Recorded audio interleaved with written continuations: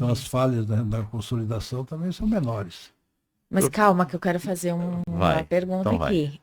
A gente falou na ordem cronológica dos materiais que foram aparecendo para Isso. trazendo soluções para ajudar nessa correção de deformidade. Mas antes disso tudo, o senhor foi extremamente inovador na técnica que você desenvolveu e eu queria que você contasse um pouquinho isso pra Porque os gente. casos graves, eu peguei uma época no começo, 71, 72, quando eu estava me formando e mesmo depois, que tinha muita pólio ainda no Brasil. Mesmo que não tivesse caso agudo, mas você tinha o problema da escoliose, é a sequela. A criança tem pólio, ela vai desenvolvendo, aí pela diferença da paralisia da musculatura, que ela desenvolve e entorta. Então dá escoliose muito grave. Tá. A minha tese de doutorado foi escoliose por pólio. Por quê? Você percebeu o seguinte, é muito rígida, a vértebra é muito deformada.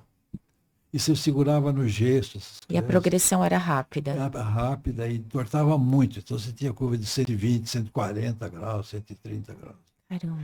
E para corrigir isso aí era difícil, porque antes você punha uma tração, que é um halo na cabeça. Na época já se usava tração. Já se usava tração, com halo craniano e tração no fêmur. Vindo como se fosse tracionar uma fratura de fêmur. Bilateral e puxava a cabeça pelas pernas e pela cabeça. Deixava a criança e acrescentando assim. peso, 1 quilo por dia, até chegar no máximo 12 quilos por extremo. E aí, porque também não corrigia mais que isso.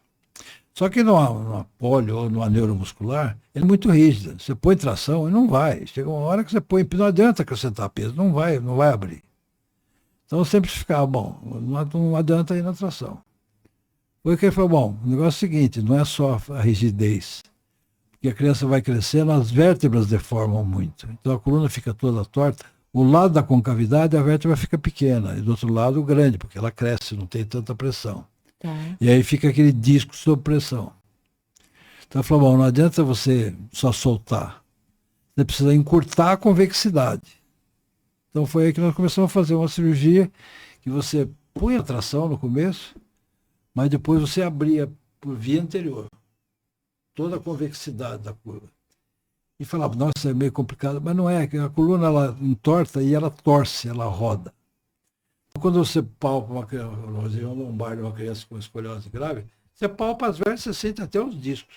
É subcutâneo.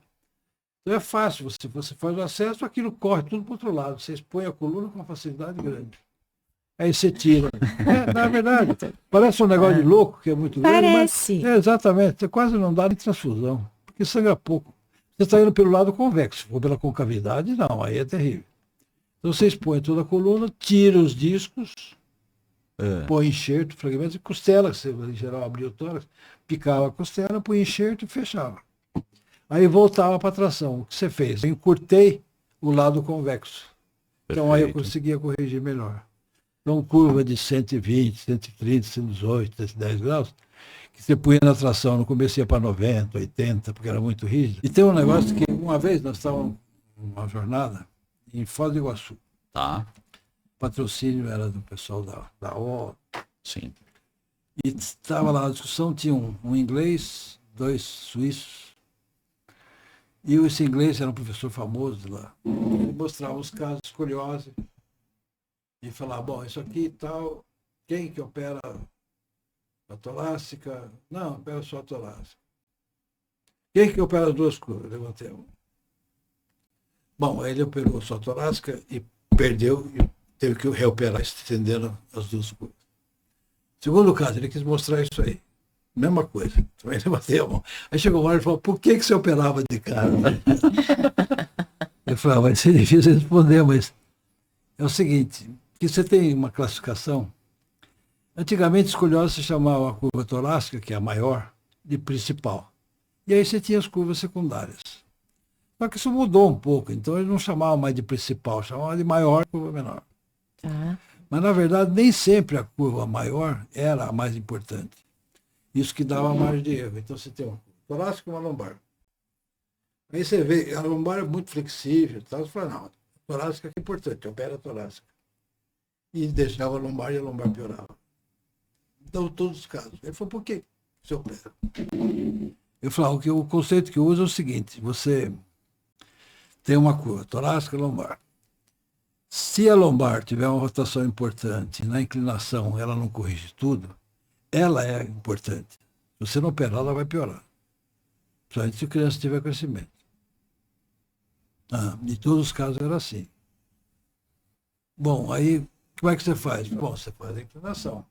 Se ela não corrigir completamente, você tem que operar. Aí tem o pessoal de Ribeirão Preto falou, sinal de Landim. E eu não publiquei, mas eles publicaram. Sinal de Landim está publicado na Revista Brasileira. Como é que é o sinal? É assim. Isso vale muito, porque você olha para a curva, não basta olhar, você fala, bom, tem a rotação, tem a descompensação. E principalmente assim, são descompensação torácica e lombar. Se o indivíduo tem curva torácica importante, ele descompensa para o lado direito, que a curva em geral torácica é direita. Se o indivíduo tem e está descompensado para a esquerda, o tronco descompensa sempre para o lado da curva maior. Maior não, ela é menor, mas é a principal. Então você pode ver, todos os casos estavam descompensados para a esquerda. E você operou só a curva direita, ela vai piorar. Então esse sinal de descompensação que chamava de sinal de Landim. Foi publicado na revista. O Elton lá de Ribeirão Preto que acabou publicando. Que legal. É isso aí. Mas é experiência, né? Quando ele falou, eu falei, bom, por quê? Eu falei, bom, o que eu vou responder para esse cara? Eu falei, bom, o conceito que eu tenho é que você tem que olhar a radiografia. Fica a dica.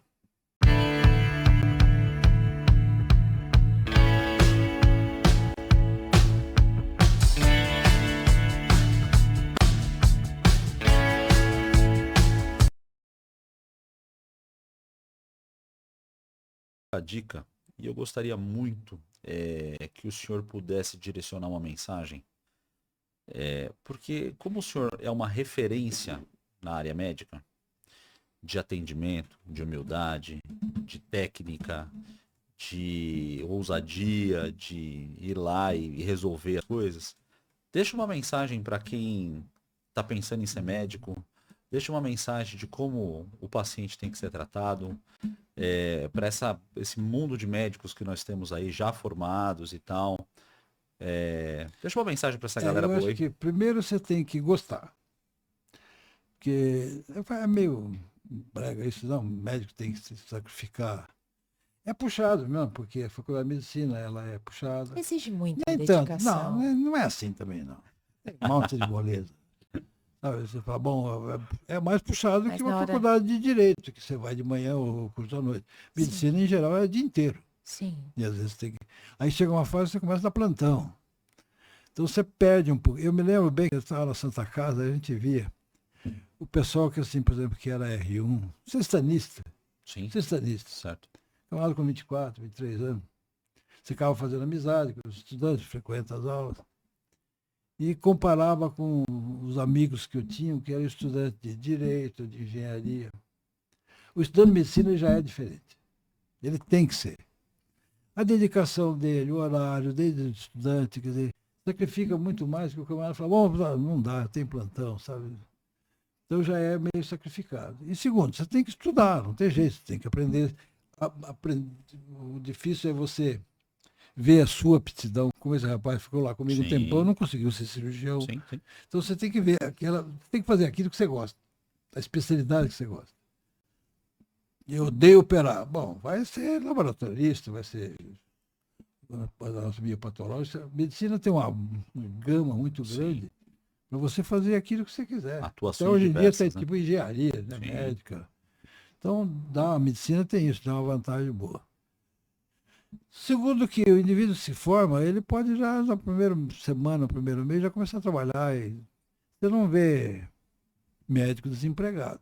Tem muito mais chance do que... Hoje em dia tem muito médico, né? Mas mesmo assim, você se forma, você arruma plantão, você se vira.